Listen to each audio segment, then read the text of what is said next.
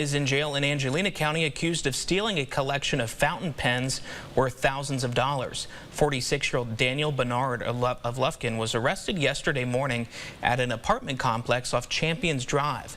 Bernard is accused of stealing more than 100 fountain pens from a client while he was working for a cleaning crew last year.